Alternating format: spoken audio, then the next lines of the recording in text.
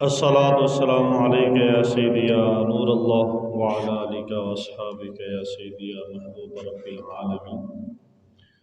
سیدنا عبداللہ بن عباس رضی اللہ تعالی عنہما سے روایت ہے، قال دخل ابو بکر رضی اللہ تعالی عنہ بیت المدارس فوجد من یہود ناسا کثیرا۔ عبداللہ بن عباس رضی اللہ تعالی عنہما سے روایت ہے، فرماتے ہیں کہ سیدنا ابو بکر صدیق رضی اللہ تعالی عنہ ایسے گھر میں داخل ہوئے جہاں لوگوں کو درس دیا جاتا تھا اور وہاں بہت سارے یہودی لوگ تھے۔ قد اجتمعوا الى رجل منهم يقال له ففنحاس، اس طرح تو سارے لوگ ایک ایسے آدمی کے پاس جمع تھے جس کا نام فنحاس ہے۔ کان من علمائہم و احبارہم، اور یہ یہودیوں کا بہت بڑا عالم تھا۔ ومعہ حبر یقال له اشیاء، اور اس کے ساتھ ایک اور عالم بھی تھا جس کا نام اشیاء ہے۔ فقال ابو بکر رضی اللہ تعالی عنہ لفنحاس، سیدنا ابو بکر صدیق رضی اللہ عنہ نے فنحاس کو کہا، ویحک یا فنحاس، اے فنحاس تجھ پر افسوس، اتق اللہ واسلم، اللہ سے ڈر، توبہ کر، جھک جا۔ فواللہ انک لتعلم، اللہ کی قسم تو جانتا ہے، ان محمد رسول اللہ، کہ محمد اللہ کے رسول ہیں۔ قد جاءکم بالحق من عند اللہ، اور اللہ کی طرف سے وہ حق کے ساتھ آئے ہیں۔ تجدونہ مکتوبا عندکم فی التوراۃ والانجیل، اور تمہاری تورات اور انجیل میں یہ لکھا ہوا ہے، اور اس بات کا تمہیں علم بھی ہے کہ محمد صلی اللہ علیہ وسلم حق کے ساتھ آئے ہیں اور اللہ کے رسول ہیں، یہ تمہاری کتابوں میں ہے۔ قال فنحاس نے کہا، واللہ یا ابا بکر، اللہ کی قسم اے ابو بکر، ما بنا الی اللہ من فقر وانہ الینا لفقیر۔ اس نے کہا، اس یہودی عالم نے کہا کہ ہم اللہ کے محتاج نہیں ہیں، نعوذ باللہ وہ کہہ رہا تھا، ہم اللہ کے محتاج نہیں ہیں، اللہ ہمارا محتاج ہے۔ وما نتضرع الیہ کما یتضرع الینا، اور ہم اس کی طرف کوئی عاجزی، انکساری یا گڑ گڑانا یا ہمیں کوئی مجبوری نہیں ہے، اللہ کو ہماری مجبوری ہے۔ وَإِنَّا عَنْهُ الْأَغْنِيَاءُ، ہم اس سے بے نیاز ہیں، ہم مالدار ہیں، ہم امیر ہیں۔ وَلَوْ كَانَ أَنَّا غَنِيًّا مَا اسْتَقْرَضَ مِنَّا كَمَا يَزْعُمُ صَاحِبُكُمْ، اگر وہ ہم سے غنی ہوتا، یعنی وہ امیر ہوتا، مالدار ہوتا، تو پھر ہمیں یہ حکم کیوں دیا جس طرح کہ آپ کے صاحب نبی پاک علیہ السلام کہتے ہیں کہ زکوٰۃ دو، پھر ہم سے زکوٰۃ وہ کیوں لیتا ہے؟ اس کا مطلب یہ ہوا کہ وہ محتاج ہے، ہم محتاج نہیں ہیں۔ اس طرح کے الفاظ وہ یہودی سیدنا ابو بکر صدیق رضی اللہ عنہ کے سامنے بول رہا تھا۔ فغضب ابو بکر فضرب وجہ فنحاس ضربۃ شدیدہ، یہ اس کے گستاخانہ کلمے تھے۔ تو سیدنا ابو بکر صدیق رضی اللہ تعالی عنہ آپ شدید غصے میں آئے اور آپ نے اس کو چہرے کے اوپر مارا، سخت تماچا مارا۔ سیدنا ابو بکر صدیق رضی اللہ عنہ، والذی نفسی بیدہ لولا العہد الذی بیننا وبینک لضربت یا عدو اللہ۔ سیدنا ابو بکر صدیق رضی اللہ عنہ نے آگے سے فرمایا، مارنے کے بعد فوراً، اس ذات کی قسم جس کے قبضہ قدرت میں میری جان ہے، اگر تمہارے درمیان اور ہمارے درمیان معاہدہ نہ ہوتا، مدینے میں معاہدہ ہو چکا تھا نا بھی ہم آپس میں ایک دوسرے سے جنگ نہیں کریں گے، جو باہر سے حملہ کرے گا اس سے جنگ کریں گے، تو یہ آپس میں ہمارا معاہدہ ہوا ہے، یہ معاہدہ نہ ہوا ہوتا تو اللہ کے دشمن میں تیری گردن اڑا دیں گے۔ تو جس طرح اللہ کے بارے میں گستاخانہ الفاظ بول رہا ہے۔ فَذَهَبَ فِنْحَاسٌ إِلَىٰ رَسُولِ اللَّهِ صلی اللہ علیہ وسلم، فنحاس یہودی عالم جو تھا وہ حضور کی بارگاہ میں آ گیا، کہا یا محمد انظر ما صنع بی صاحبک، اس بارے میں آپ فیصلہ فرمائیں کہ آپ کے ساتھی نے جو میرے ساتھ کیا ہے۔ فقال رسول اللہ صلی اللہ علیہ وآلہ وسلم لأبی بکر ما حملک علی ما صنعت، اے ابو بکر صدیق تمہیں کیا ہوا کہ تم نے اس کو کیوں مارا بھی اور اس کے ساتھ اس طرح کا رویہ کیوں اختیار کیا؟ فقال یا رسول اللہ صلی اللہ علیہ وآلہ وسلم، یا رسول اللہ ان عدو اللہ قال قولا عظیما، یہ جو اللہ کا دشمن ہے اس نے بہت بڑی بات کی ہے۔ زعما یہ وہم رکھتا ہے ان اللہ فقیر وانہم عنہ اغنیاء، یہ کہتا ہے کہ اللہ محتاج ہے ہمارا، ہم اس کے محتاج نہیں ہیں۔ فلما قال ذلك غضبت للہ مما قال، تو یہ وجہ تھی کہ میں اللہ کے لیے غضبناک ہوا، اس کی عزت کے لیے۔ فضربت وجہہ، تو میں نے اس کے چہرے پر مارا۔ فجحد ذلك فنحاس، تو جو فنحاس یہودی تھا نا اس نے اس بات کا انکار ہی کر دیا، اس نے کہا میں نے بات کی نہیں۔ اب دیکھیں وہ کیسی چال چل رہا تھا، آج بھی اسی طرح ہی کرتے ہیں، اسی وجہ سے تو فرمایا نا کہ یہودی اور نصارہ تمہارے دوست نہیں ہو سکتے، شروع سے عادت ہے۔ وقال ما قلت لذلك، جو یہ کہہ رہا ہے میں نے کہا ہی نہیں کہ میں نے اللہ کے بارے ایسے لفظ ہی نہیں بولے۔ اب یہ بات ابھی کی ہی تھی، فأنزل اللہ تبارک و تعالی فیما قال فنحاس ردا علیہ و تصدیقا لأبی بکر، سیدنا ابوبکر صدیق کی تصدیق کے لیے اللہ نے قرآن نازل فرمایا۔ سیدنا ابوبکر صدیق کی تصدیق کے لیے کہ یہ سچے ہیں اللہ نے قرآن نازل فرمایا۔ آیت کریمہ کیا ہے؟ لقد سمع اللہ، اللہ نے سن لیا ہے، تحقیق اللہ نے سن لیا ہے، قول الذین قالوا، ان لوگوں کی بات کو جنہوں نے کہا ان اللہ فقیر ونحن اغنیاء، کہ اللہ فقیر ہے اور ہم بڑے مالدار ہیں، امیر ہیں، یہ بات تو اللہ نے سن لی ہے۔ سنکتب ما قالوا وقتلہم الانبیاء بغیر حق، اور یہی لوگ ہیں جنہوں نے انبیاء کو ناحق قتل کیا ہے۔ وَنَقُولُ ذُوقُوا عَذَابَ الْحَرِيقِ، اور ہم کہتے ہیں کہ اب جلانے والا عذاب چکھو۔ حضرت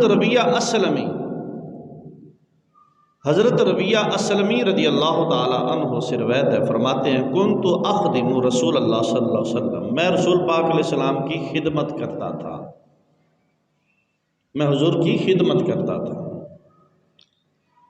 تو فَآتَانِي أَرْضًا وَآتَى أَبَا بَكْرٍ أَرْضًا، تو آقا علیہ السلام نے کچھ حصہ زمین کا ایک مجھے بھی دیا تھا اور ایک ابو بکر صدیق رضی اللہ تعالی عنہ کو بھی دیا تھا۔ فَجَاءَتِ الدُّنْيَا فَاخْتَلَفْنَا فِي عَزْقِ نَخْلَةٍ، تو دنیا کے معاملے میں ہمارا بھی اختلاف ہو گیا آپس میں بھی، یہ ساتھ والی جگہ میں جو کہ ہماری جگہ ساتھ ساتھ تھی اور کھجوروں کے درخت لگے ہوئے تھے، تو ان کھجوروں کے درختوں کے معاملے میں جو ان کے اوپر کھجوریں لگی تھیں، گوشے تھے، ان کے معاملے میں ہمارا اختلاف ہو گیا۔ ہاں میں چاہتا تھا کہ یہ میرے حصے میں ہے، ابو بکر صدیق رضی اللہ تعالیٰ عنہ کہتے ہیں میرے حصے میں ہے۔ تو اس طرح دنیاوی معاملے میں ہمارا اختلاف ہو گیا آپس میں۔ فقال ابو بکر ہی فی حدی، سیدنا ابو بکر صدیق فرمانے لگے کہ یہ جو مجھے زمین ملی ہے نا یہ اس حد میں آتے ہیں۔ وقلت انا ہی فی حدی، اور میں کہتا تھا نہیں یہ میری حد میں ہے، آپ کی حد میں نہیں، میری حد میں۔ فکان بینی و بین ابی بکر کلام، کچھ یہ بات ہوتی رہی ہمارے درمیان۔ فقال ابو بکر کلمۃ کرہتھا، سیدنا ابوبکر صدیق نے پھر مجھے ایک ایسا جملہ بولا کہ جس کو مجھے پسند نہیں تھا، بھی میرا دل جو تھا نا پسند نہیں کرتا، وہ بات میرے دل کو لگ گئی بھی یہ کلمہ ان کو نہیں کہنا چاہیے تھا، سخت لفظ ہوگا۔ وَنَادِمًا، اور سیدنا ابوبکر صدیق رضی اللہ تعالیٰ عنہ شرمندہ بھی تھے، مجھے پسند نہیں تھا اور آپ نے بول لیا، اور اس کے بولنے کے بعد وہ پشیمان بھی تھے۔ فقال یا ربیہ تو رد علیہ مثلہا، آپ نے فرمایا اے ربیہ اس طرح کا کلمہ تو میرے بارے بول دے، یہ جو سخت لفظ میں نے تجھے بولا تو مجھے بول، تاکہ قصاص جو ہے وہ پوری ہو جائے۔ اب دیکھیں سیدنا ابوبکر صدیق رضی اللہ تعالیٰ عنہ کے دل میں خوف خدا دیکھیں، یہ لفظ سخت بولا ہے، اور اس اختلاف ہوتے رہتے ہیں نا بھائیوں کے، دوستوں کے، رشتہ داروں کے، تو ایک دوسرے سے سخت لفظ بھی بولا جاتا ہے، اگرچہ اس کے اندر گالی نہ ہو، اگرچہ اس کے اندر بے حیائی کا لفظ نہ ہو، فحش نہ ہو، لفظ اچھے بھی ہوں لیکن لہجہ سخت ہو تو وہ بھی پسند نہیں آتا۔ لیکن سیدنا ابوبکر صدیق رضی اللہ تعالیٰ عنہ کہہ رہے ہیں کہ میں نے اگرچہ تجھے بول دیا ہے تو اب اس کا بدلہ مجھ سے لے لو، آج ہی مجھے کہہ دو، میں تجھے اجازت دیتا ہوں۔ حتیٰ یکون قصاصا، تاکہ یہ قصاص بن جائے، عدلے کا بدلہ ہو جائے۔ فقلت لا افعل، میں عرض کی نہیں میں ایسا نہیں کروں گا، میں آپ کو ایسا کوئی جملہ نہیں بولوں گا۔ فقال ابو بکر، سیدنا ابوبکر صدیق رضی اللہ تعالیٰ عنہ فرمایا لتفعل وإلا استعدیت علیک رسول اللہ صلی اللہ علیہ وآلہ وسلم، تو اگر مجھے یہ کلمہ نہیں بولے گا نا تو میں تیرے خلاف رسول اللہ سے مدد لوں گا۔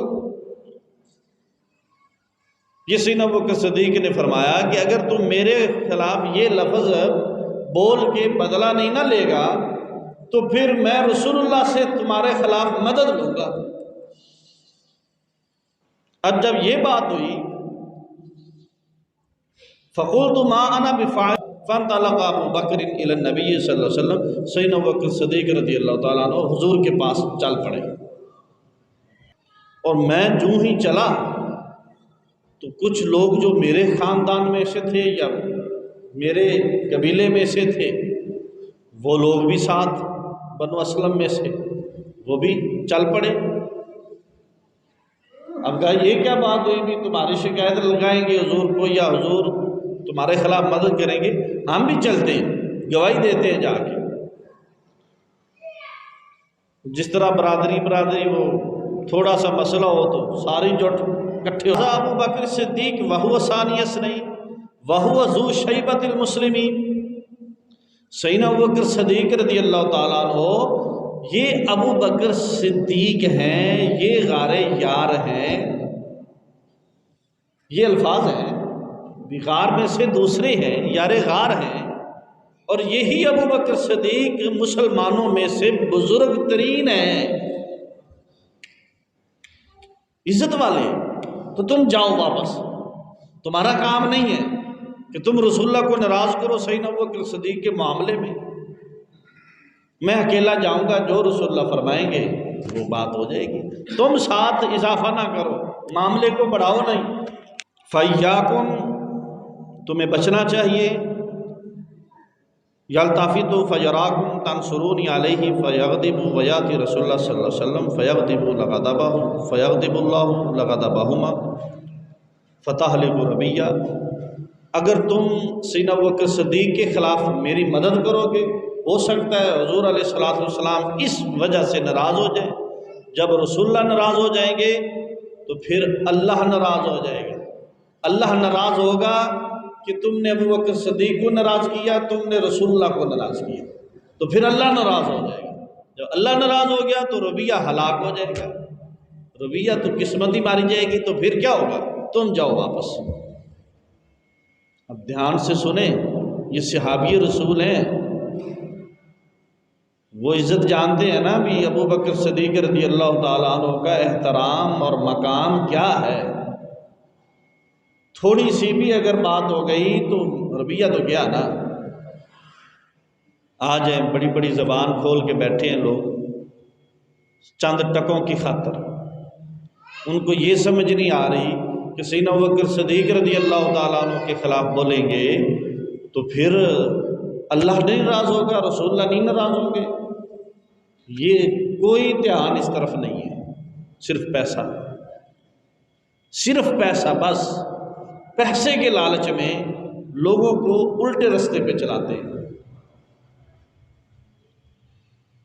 قالوا فما تأمرنا، وہ کہنے لگے تو پھر ہمیں حکم دو، ہم کیا کریں؟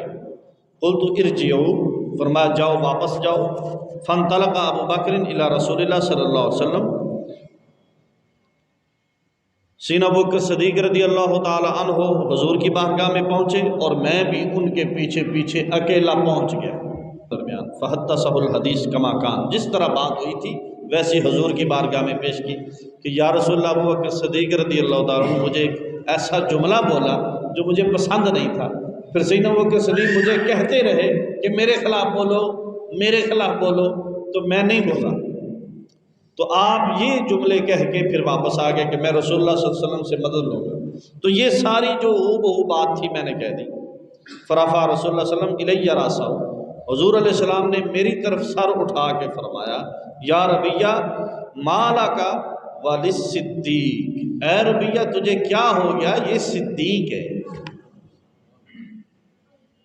قلت یا رسول اللہ کانا کذا و کذا، فقال رسول اللہ صلی اللہ علیہ وسلم، آقا صلی اللہ علیہ وآلہ وسلم نے ارشاد فرمایا اجل ہاں، فلا تردن علیہ، کبھی بھی تو ابو بکر صدیق کو جواب نہ دینا، یعنی اچھا کیا تو نے، اگر نہیں نہ کہا تو اچھا کیا، تو آئندہ بھی خیال رکھنا ابو بکر صدیق کے خلاف لفظ نہیں بولنا۔ یہ حضور علیہ السلام فرما رہے ہیں تم نے اچھا کیا بھی، حضرت ابو بکر صدیق کہہ رہے تھے نا بھی میں نے تیرے بارے سخت لفظ بولا تو بھی بول دے، لیکن تو نے اچھا کیا نہیں بولا، اور آئندہ بھی خیال رکھنا ابو بکر صدیق رضی اللہ تعالیٰ عنہ کے خلاف سخت لفظ نہیں آئے، ولیکن قل، اور یہ کہو غفر اللہ لک یا ابا بکر، اے ابو بکر اللہ تجھے معاف کرے، یہ کہو۔ اگرچہ سیدنا ابو بکر صدیق نے سخت لفظ تیرے بارے بولا تو جواباً تو نہیں بول سکتا، بلکہ ان کے لیے دعا کرو کہ یا بارتا، اے ابو بکر اللہ تجھے بخشے، معاف کرے۔ فقلت، تو میں نے کہا غفر اللہ لک یا ابا بکر، اے ابو بکر اللہ تجھے بخشے۔ فولی ابو بکر وہو یبکی، تو حضرت ابو بکر صدیق رضی اللہ تعالیٰ عنہ جب ہم سے جدا ہوئے تو وہ روتے ہوئے ہم سے جدا ہوئے، ان کی آنکھوں میں آنسو تھے۔ تو اس حدیث سے ایک تو ہمیں یہ پتہ چلتا ہے کہ سیدنا ابو بکر صدیق رضی اللہ تعالیٰ عنہ کے بارے میں کبھی بھی ذہن میں بھی آپ نے نہیں سوچنا کسی قسم کا گستاخی یا بے ادبی والا کوئی بھی لفظ و کلمہ، اس سے رسول اللہ ناراض ہوتے ہیں اور اس سے اللہ ناراض ہوتا ہے۔ دوسرا اس سے یہ مسئلہ ہے کہ سیدنا ابو بکر صدیق ہمیں اپنی سیرت سے یہ بتا رہے ہیں کہ تمہارا آپس میں کسی وجہ سے اختلاف ہو جاتا ہے تو فحش گوئی نہیں کرنی، کوئی ویسے اگر اچھا لفظ ہے لیکن لہجہ سخت تھا، آپ نے کوئی ایسا لفظ بول دیا کسی شخص کو، اس کو وہ پسند نہیں ہے، مثال کے طور پہ الٹا نام ہی لے لینا، کسی کا الٹا نام ہی لے لیا جائے تو اگلے سننے والے کو وہ پسند نہیں ہے تو فوراً اس سے معافی مانگ لو، یا اس کو کہو کہ مجھے بھی اس طرح بول دے، جیسے میں نے تیرے بارے بولا مجھے بھی بول۔ اگر تم نے کسی بندے کو اگر فوش کوئی کی ہے، گالی دی ہے، تو فوراً اس کو کہو، اس سے قصاص کا مطالبہ کرو، کہو کہ مجھے بھی گالی دے دی یا اس سے معافی مانگ۔ یہ خوف دل میں نہیں ہوگا، امن نہیں آ سکتا، پھر لڑائیاں ہی لڑائیاں رہیں گی، جھگڑے ہی رہے گی۔ اور اگر تم میں کسی نے کوئی سخت کلمہ بولا ہے یا کسی نے گالی دی ہے اور بدلے میں تم نے ایک گالی دینے کی بجائے یا اسی طرح سخت لفظ بولنے کی بجائے اضافہ ہی کرتے گئے تو پھر تم ظالم ہو گے، پھر قیامت والے دن اس کا حساب تم دو گے۔ یہ حدیث مسند احمد بن حنبل میں بھی ہے، مستدرک میں بھی ہے، اور معجم الکبیر میں بھی یہ حدیث موجود ہے۔ اگلی جو حدیث ہے آپ کے سامنے میں پیش کرنے جا رہا ہوں، وہ ایک لمبی ایک حدیث ہے، واقعہ ہے آپ کے بارے میں، خصائص الکبریٰ میں بھی وہ موجود ہے، اور الریاض النادرہ ابو جعفر طبری کی ہے، سیرت الحلبیہ میں یہ موجود۔ مختصر کروں، اسلام کی آمد سے پہلے مکہ میں کچھ ایسے لوگ بھی تھے جو ایک خدا کی عبادت کرتے تھے، کچھ بتوں کی بھی پوجا کرتے تھے، کچھ بتوں کی پوجا نہیں بھی کرتے تھے، صرف ایک خدا کو پوجتے تھے۔ ان میں سے چند ایک نام ہیں: ورقہ بن نوفل، زید ابن عمر، اور ایک شاعر ہیں قوس ابن سعیدہ، اور ایک اور شاعر ہیں امیہ ابن ابی سلط، عامر ابن ربیعہ۔ یہ سارے جو لوگ ہیں یہ وہ لوگ تھے جو آخری نبی آقا صلی اللہ علیہ وآلہ وسلم کی تعریف کیا کرتے تھے، ان کے آنے کی خوشخبریاں لوگوں کو دیا کرتے تھے، اور ایک خدا کی بات کرتے تھے، بتوں کی پوجا نہیں کرتے تھے۔ تو سیدنا ابوبکر صدیق رضی اللہ تعالیٰ عنہ کہتے ہیں کہ میں انہی لوگوں میں سے تھا کہ جو بڑے شوق سے ان لوگوں کے پاس بیٹھتے اور حضور علیہ السلام کی تعریف سنتے تھے کہ وہ آخری نبی کی نشانیاں یہ ہیں، وہ اس طرح آئیں گے، ان کا اعلان اس طرح ہوگا، ان کا قرآن اس طرح ہوگا۔ تو میں بھی وہ سنتا تھا، اور مجھے انتظار بھی تھا کہ وہ آخری نبی تشریف لائیں تو ہم ان کو دیکھیں تو صحیح وہ نبی کون سے ہیں۔ تو یہ چونکہ یہ لوگ تعریف کرتے تھے تو جو لوگ سنتے تھے ان میں سے میں بھی تھا۔ یہ اسلام کے آنے سے پہلے کی بات ہے۔ عندما تزوج محمد صلی اللہ علیہ وسلم زوجتہ الاولی خدیجہ خویلد، جب آقا صلی اللہ علیہ وآلہ وسلم نے حضرت خدیجہ سے پہلی شادی فرمائی، وانتقل للعیش فی بیتہا اصبح جارا لصدیقہ ابو بکر الصدیق، تو وہ گھر اسی میں ہی چلے گئے جو حضرت خدیجہ کا گھر تھا، رہنے کے لیے اسی گھر میں حضور تشریف لے گئے۔ اب وہ گھر جو تھا وہ میرا ہمسایہ تھا، یعنی سیدنا ابوبکر صدیق کا ہمسایہ گھر تھا، تو اس طرح ہماری دوستی ہو گئی۔ یہاں سے یہ الفاظ ہے، اور ایک روایت میں یہ بھی ہے آپ نے ایک شام کی طرف سفر فرمایا تھا آقا علیہ السلام نے تجارت کی غرض سے، تو اس سفر میں ابوبکر صدیق رضی اللہ تعالیٰ عنہ بھی ساتھ تھے۔ تو ایک سفر اسی عمر کے لگ بھگ ایک سفر تھا تجارت کا، جس سفر سے 12 سال کی عمر میں جس سفر سے آپ کے چچا جان ابو طالب نے واپس راہب کی بات سن کے واپس بھیجا بھی چلے جاؤ، یہ یہودی آپ کو قتل کر دیں گے اگر شام میں آپ چلے گئے۔ تو اس میں واپسی میں جو ساتھ دوست چھوڑنے آئے تھے وہ ابوبکر صدیق رضی اللہ تعالیٰ۔ تو دوستی پہلے بھی تھی لیکن یہاں گہرا تعلق بن گیا اب چونکہ ہمسائے ہو گئے۔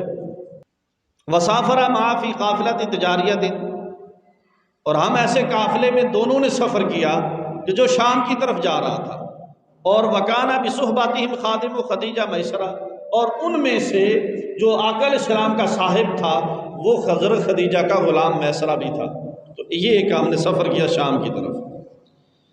فی الشامی استامہ ابو بکر الی بشارات راہب نستورہ، یہاں شام میں ایک نستورہ نامی ایک راہب تھا، یعنی عیسائی مذہب عیسائی تھا، نام اس کا نستورہ تھا، یہ اس کا عالم تھا۔ اس سے سیدنا ابو بکر صدیق رضی اللہ تعالیٰ عنہ نے نبی پاک علیہ الصلوۃ والسلام کے بارے میں سن رکھا تھا، یہاں بھی اس سفر میں بھی سنا کہ وہ آخری نبی اس طرح کی نشانیاں رکھتے ہیں، وہ تشریف لائیں گے، مکہ میں آئیں گے، وہاں اعلان کریں گے، تو وہ ساری صفات اس راہب سے سنی سیدنا ابو بکر صدیق رضی اللہ۔ اب پھر ایک موقع میں دوسرا سفر آپ نے کیا، حضرت ابو بکر صدیق رضی اللہ تعالیٰ عنہ نے شام کی طرف، لم یکن بصحبتہ محمد، اور اس میں آقا علیہ الصلوۃ والسلام کے ساتھ یہ سفر نہیں تھا، اکیلے گئے تھے، یعنی باقی قافلہ تو تھا ہی لیکن اس قافلے میں آقا علیہ السلام ساتھ نہیں تھے۔ آپ نے خواب دیکھا سیدنا ابو بکر صدیق رضی اللہ تعالیٰ عنہ نے کہ چاند جو ہے وہ ٹوٹ کے میرے پاس آ گیا، 14ویں کا چاند ہے اور میری گودی میں ٹوٹ کے آ گیا ہے، یہ خواب دیکھا ہوا تھا۔ تو یہ خواب اسی نستورہ کو جا کے سنایا کہ مجھے یہ خواب آیا ہے، اس کی تفسیر بتاؤ، طویل بتاؤ۔ جب اس سے جا کے بات کی، اس نے آگے جواب دیا، سیظہر قریبا نبی آخر الزمان، آخر زمان نبی تشریف لائیں گے، اب قریب ان کا وقت ہے، وَسَتَكُونُ أَنْتَ مِنْ أَوَائِلِ الْمُؤْمِنِينَ بِهِ، اور تم پہلے مسلمان مومنین جو ان پر ایمان لانے والے ہیں ان میں سے تم پہلے ہوں گے۔ یہ وہ کہہ رہا ہے کہ آخری نبی، یہ جو خواب تم دیکھا اس کی تفسیر یہ ہے کہ وہ آخری نبی ہونے کا اعلان کریں گے تو ایمان لانے والوں میں سے تم پہلے ہوں گے۔ اب جب یہ عجیب و غریب باتیں اس نے بتائیں تو سنی، تو سننے کے بعد اپنے کام کاج میں کہتے ہیں کہ وہ لگ گئے، اور کام کاج جب مکمل ہو گیا تو جی آیا کہ یہ ابھی کچھ مجھے صحیح سمجھ نہیں آئی، دوبارہ مل کے پھر جاؤں گا۔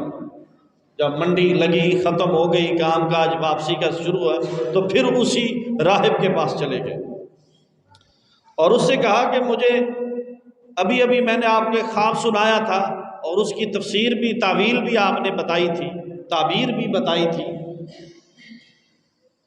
تو مجھے کچھ صحیح طریقے سمجھ نہیں آ رہی بات، یہ عجیب چیزیں مجھے لگ رہی ہیں۔ تو اس نے کہا سیظہر قریبا نبی، ان قریب ایک نبی آئیں گے اور جدید نئے نبی آئیں گے، نئے دین کا اعلان کریں گے، وَسَتَكُونُ أَنْتَ وَزِيرُهُ فِي حَيَاتِهِ، اور آپ ان کی زندگی میں ان کے وزیر ہوں گے، وَخَلِيفَتُهُ بَعْدَ مَمَاتِهِ، اور ان کے وصال کے بعد آپ ان کے خلیفہ ہوں گے۔ اس خواب کی یہ تعبیر ہے۔ آپ پہنچے، ایک آپ نے سفر کیا، سافر ابو بکر صدیق الی الیمن، یہ باتیں دل میں تھی اور پہلے جو سنتے تھے وہ بھی دل میں تھی، یمن کی طرف سفر کیا۔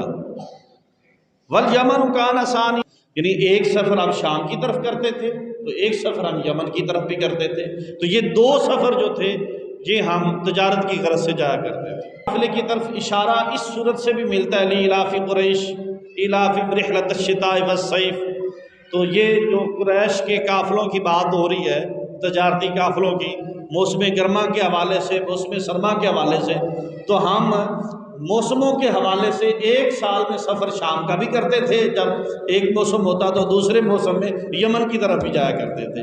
تو یہ جو صورت ہے یہ کچھ قریش کے ان تجارتی قافلوں کا ذکر کر رہی ہے۔ فی الیمن، ہم یمن میں پہنچے، تعرف ابو بکر صدیق علی احد شیوخ قبیلۃ ازد، ابو بکر صدیق رضی اللہ تعالیٰ عنہ نے قبیلہ ازد کے ایک بزرگ سے ملاقات، یمنی قبیلے ازد سے، کان ذو علم، وہ بڑا علم والا تھا، واطلاع واسع علی التوراۃ والانجیل، تورات انجیل کا حافظ بھی تھا۔ عالم کی جو نظر ہے نا وہ سیدنا ابو بکر صدیق پہ پڑی، اس نے کہا میں آپ سے کچھ پوچھنا چاہتا ہوں، اگر آپ بتائیں تو۔ اعتقد انک من مکہ الیس کذالک، کیا تم مکہ سے آئے ہو؟ کہا ہاں میں مکہ سے آیا ہوں۔ پھر اس نے کہا انک من قبیلہ قریش، قبیلہ قریش سے ہو؟ ابو بکر صدیق نے فرمایا نعم انا قریشی، ہاں میں قریش سے ہوں۔ پھر اس نے کہا کیا بنو تیم سے ہو؟ بنو تیم قریش کا ایک آگے شاخ ہے، جس طرح بنو ہاشم شاخ ہے، یہ قریش کی ہی شاخ ہے، اسی طرح تیم بھی قریش کی ہی شاخ ہے۔ تو کہا بنو تیم سے ہو؟ کہا جی میں بنو تیم سے ہوں، لیکن بڑے حیران ہو بھی تمہیں کیا پتا بھی؟ چلو اتنا تو اندازہ آٹا سٹا لگ گیا نا، بھی مکہ سے آیا تو شکل صورت ملتی جلتی ہے یا بولی ملتی ہے، یا قریش سے ہے تو قریش بہت بڑا خاندان ہے، اس کے اندر آگے پھر 10 شاخیں بھی ہیں، تو پھر وہ چلو وہ بھی بڑا خاندان ہے، اس کی بھی لہجہ اور بولی ملتی جلتی تو پہچان لیا ہوگا، اس سے ملاقات ہوتی رہتی ہوگی۔ لیکن جب بنو تیم کا ذکر کیا نا تو متعجب حیران ہوئے بھی یہ کیا مسئلہ، بھی تو مجھے کیسے جانتا ہے؟ آپ نے جواب دیا ہاں میں بنو تیم سے ہوں، واسمی عبداللہ بن عثمان بن ابنائے کعب بن سعد، میرا نام عبداللہ ہے، میں عثمان کا بیٹا ہوں اور کعب بن سعد کے بیٹوں میں سے ہوں۔ شیخ نے کہا کہ ایک چیز ہے جو مجھے ابھی بھی شک میں ڈال رہی ہے، باقی میں نے تیرے اندر نشانیاں دیکھ لی لیکن ایک نشانی اور میں تلاش کرنا چاہتا ہوں۔ ابو بکر وقت زادت حیراتہ، سیدنا ابو بکر صدیق کی حیرت میں اضافہ ہو گیا، پتہ نہیں یہ میرے ساتھ کرنا کیا چاہتا ہے، ساری نشانیاں پوچھے جا رہا ہے اور مجھے بھی کہہ رہا ہے کہ ایک نشانی رہ گئی ہے، اور میرے ذہن میں ہے اگر وہی نشانی ہوگی تو تم وہی ہوگے، تو پتہ نہیں یہ مجھے کیا سمجھ رہا ہے۔ تو حیرت اضافہ ہوتا گیا، مجھے تم اپنا پیٹ دکھاؤ، ایک نشانی دیکھنا چاہتا ہوں۔ تو سیدنا ابو بکر صدیق رضی اللہ تعالیٰ عنہ نے کہتے ابھی نہیں، یہ ابھی نہیں، پہلے مجھے بتاؤ گے تو پھر نشانی دکھاؤ۔ یہ کیا ہوا بھی تو مجھے کہتا جا رہا ہے تو میں تجھے بتاتا جا رہا ہوں، اب کپڑا کیسے میں اپنے پیٹ سے اٹھاؤں؟ وَهَنَا زَلَالَتْ وَجْهُ الشَّيْخِ صَحَابَةً مِّنْ حُزْنٍ، اور یہاں جو وہ راہب تھا نا اس کی غم میں اضافہ ہو گیا، وہ کہ جس بندے کی تلاش میں ہوں تو یہ چلا گیا تو پھر وہ تلاش کہاں سے، اس کو کہاں سے پھر کروں گا، شاید وہی ہو، اب جس کی اتنی دیر سے مجھے تلاش ہے اب وہ مل رہا ہے، اب ایک نشانی رہتی ہے، اگر یہ نہیں بتائے گا تو پھر یہ سارا اتنا انتظار اور بڑھ جائے گا، تو یہ اس کے غم میں اضافہ ہوا۔ آپ نے جب دیکھا کہ یہ بڑا غمگین ہو گیا ہے تو آپ نے کہا کہ میں تجھے دکھاتا ہوں اس شرط پہ کہ پہلے تو مجھے بتا۔ اب اس نے کہا کہ ایک نشانی ہے، وہ آخری نبی آئیں گے اور اس پر جو پہلے ایمان لائے گا، جو ان پر پہلے اسلام قبول کرے گا یا ان کی وحی کی تصدیق کرے گا، وہ ساری نشانیاں آپ میں ہیں، صرف ایک نشانی رہتی ہے، وہ یہ ہے کہ ناف کے اوپر والے حصے پہ سیاہ رنگ کا تل ہے، اگر وہ بھی ہے تو پھر آپ وہی۔ تو فوراً جلدی سے کپڑا اٹھایا، اور چونکہ پہلے بھی بڑے سن چکے تھے بڑے بڑے لوگوں سے جو صرف ایک خدا کی بات کرتے تھے، ان لوگوں سے بھی سنا مکہ میں اور شام میں بھی سنا اور ادھر اس سے بھی سن رہے، تو دل میں چاہت بڑھ گئی، اور اس چاہت کی وجہ سے جلدی سے کپڑا اٹھایا اور دیکھا تو اور حیران ہو گئے بھی یہ کیا ہوا، میں تو پھر وہی ہوں۔ اب یہ جب ذکر ہوا تو اس نے کہا جب واپسی پہ جاؤ تو مجھے مل کے جانا۔ واپس سفر ہونے لگا تو اس نے کچھ اشعار لکھے ہوئے تھے حضور علیہ السلام کی تعریف میں اور سیدنا ابو بکر صدیق کی تعریف میں، کچھ اشعار لکھے ہوئے تھے، میں ترجمہ نہیں کرتا ہوں وقت ہو گیا۔ اب سیدنا ابو بکر صدیق کے پاس وہ اشعار تھے، وہ آ گئے مکہ میں۔ اب جو ہی مکہ میں پہنچے اتنے میں آقا علیہ السلام اعلان کر چکے تھے، وحی نازل ہو گئی تھی اور اس کا اعلان آپ فرما چکے تھے۔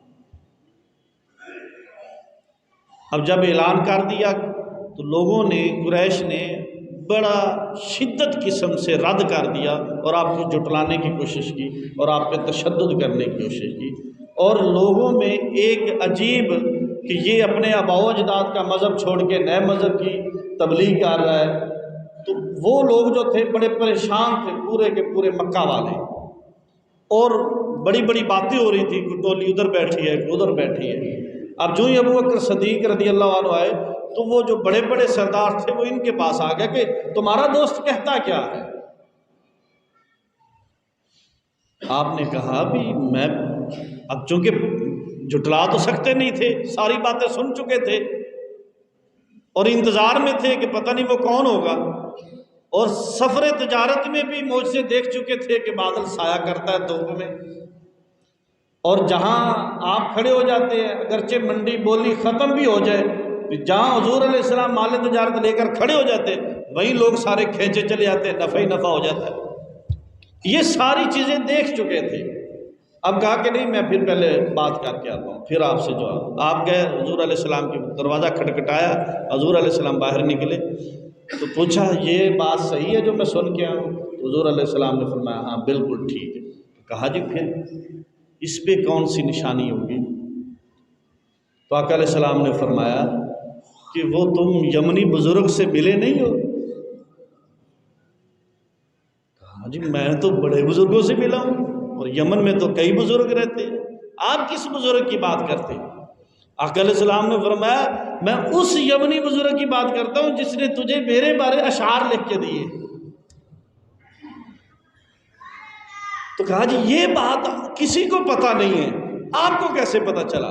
آقا علیہ السلام نے فرمایا ابھی جبریل آ کے مجھے بتا گئے۔ کہا جی پھر ہاتھ آگے بڑھاؤ، پھر دیر کس کی ہے؟ ہاتھ آگے کیا اور سب سے پہلے حضور کے ہاتھ پہ کلمہ پڑھنے والے ابو بکر صدیق رضی اللہ عنہ۔